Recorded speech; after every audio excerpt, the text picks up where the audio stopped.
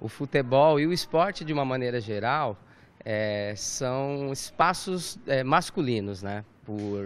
Por excelência, né? Então são espaços onde os homens se utilizam para validar, para reafirmar a sua masculinidade. E alguns esportes mais do que os outros. E no Brasil, o futebol entra como uma das modalidades que representa esse espaço de masculinidade, né? Então, desde a inserção do futebol no final do século XIX no país, as mulheres sempre tiveram muita dificuldade para participar. No início, como torcedoras, frequentavam os estádios e até eram bem vistas, porque o futebol entrou no Brasil como uma modalidade elitizada, né, trazida pelos ingleses. E aí as mulheres nos estádios assistindo aos jogos davam um ar de embelezamento, uma moldura para o espetáculo esportivo. Então, não como alguém que vai ali para conhecer o futebol, para entender do futebol, mas para embelezar o jogo, né, nesse sentido. E dentro de campo, essa inserção foi muito mais tímida ainda, tá?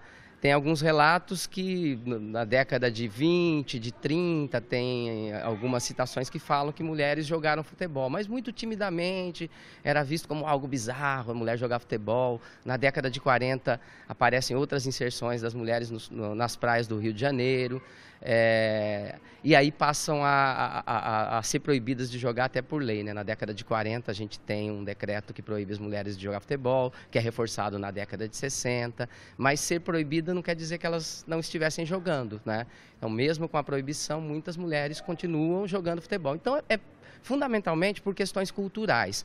Aqui no Brasil, a gente tem que o futebol é um esporte de macho, né? Foi justamente o tema da minha tese de doutorado, futebol como profissão para as mulheres, né?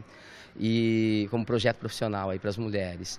E aí a gente encontrou alguns dados muito curiosos, porque nós entrevistamos aí jogadoras de 3 equipes do estado de São Paulo, uma equipe a que a gente tratou como uma equipe pequena, que é uma equipe que não tinha nem o time masculino, uma equipe média e uma equipe grande. E dentro das 3 equipes ficou muito claro que de diferentes maneiras elas exercem muitas das rotinas que os profissionais do futebol exercem, tá?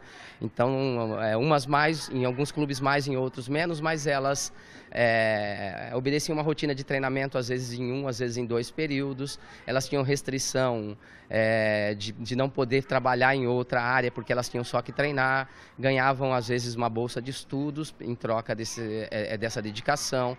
Elas tinham a rotina do repouso para os jogos. Então, elas cumpriam com aquelas que são as exigências de um atleta profissional de futebol, que está, inclusive, na legislação, na Lei Pelé. Tá? Mas elas não têm seus direitos garantidos por lei. Tá? Então, elas seriam profissionais de direito, porque a lei também assegura que elas são profissionais de futebol. Foi até um fato curioso, porque muitas das meninas que a gente entrevistou falavam que falta uma lei que garanta essa condição de profissional para a gente. E na pesquisa a gente identificou que existe a lei, porque a lei, que é a Lei Pelé, ela admite que o futebol é a única modalidade que tem que ser profissionalizada quando você cumpre com determinados requisitos, como o treinamento, o repouso funcional e todas as outras condições que elas cumpriam, tá? E como na lei aparece que o futebol é a única modalidade que tem que ser profissionalizada, as outras modalidades, elas têm a flexibilidade de se profissionalizar ou não. A lei não deixa claro se isso é para homens ou para mulheres. E nem pode, porque senão iria ferir a Constituição Federal, que homens e mulheres são iguais em direitos. Eu também tenho tratado ultimamente como futebol de mulheres e, assim, não é de graça, né, que a gente tem tentado tratar dessa maneira, porque quando a gente intitula como feminino, a gente carrega de outros significados, que é esperar que elas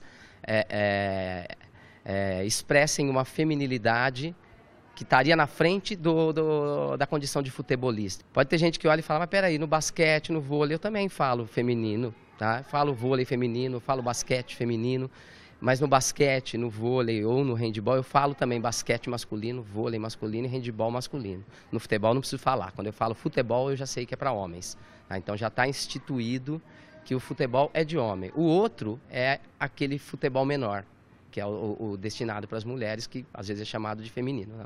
E quanto às ações que a gente poderia pensar, Acho que o Ministério dos Esportes tem tentado, de alguma maneira, intervir com a CBF, porque o grande problema realmente é que nós temos uma confederação brasileira que não tem interesse nenhum, não tem interesse nenhum que o futebol de mulheres cresça, tá? Não tem interesse nenhum em fomentar essa modalidade, que mantém um campeonato que é a Copa do Brasil, que é para cumprir com alguma exigência da FIFA, que se mantenha um calendário de competições, mas não tem um calendário, não tem nenhum tipo de exigência dos clubes para que mantenham equipes de mulheres também. Então, eu acredito que a gente precisaria de políticas de equidade de gênero. A gente precisaria de algo, como a gente tem ações afirmativas em universidades, pode chamar de cotas, do que você quiser, mas a gente precisaria de políticas que garantissem às mulheres esse direito, porque muitas vezes as pessoas partem do princípio que ninguém quer ver mulher jogando futebol. E na minha pesquisa eu encontrei que durante a Segunda Guerra Mundial tinha uma equipe de futebol de mulheres na Inglaterra que começou a marcar jogo contra equipes de outras indústrias armamentícias, na época que os homens foram para a guerra, e elas levavam públicos de 30, 40, 50 mil pessoas aos estádios cobrando ingresso. Então, público interessado tem, esse público precisa saber que existe, né? Tem vários cenários que podem contribuir, né, para a gente minimizar um pouco essa questão do preconceito. Na escola é né? A aula de educação física e em outras disciplinas escolares também, eu acho que a gente pode começar a ver a mulher também como esportista, porque a menina muitas vezes não é enxergada como alguém que pode praticar alguns esportes. Então, a partir do momento em que eu começo a ter imagens alternativas de mulheres que lutam boxe, mulheres que fazem MMA, mulheres que jogam futebol, que jogam handebol, que jogam rugby, passa a ser mais aceito.